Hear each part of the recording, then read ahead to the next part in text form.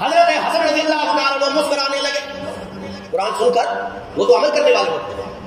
فرمایا دوسری آیت پڑھی والکاظمین الغیظ والعافین عن الناس، لوگوں کو معاف کرنے والے بھی ہوتے ہیں. لوگ اب قرآن پڑھو. حضرت حسن رضی اللہ تعالیٰ نے فرمایا اللہ تو گواہ بن جا، میں نے اس لونڈی کی کوتاہی کو معاف کر دیا. پھر بڑا آگے آیت مکمل کی واللہ یحب المحسنین، اور اللہ احسان کرنے والے نیکی کرنے والے کو پسند کرتا ہے.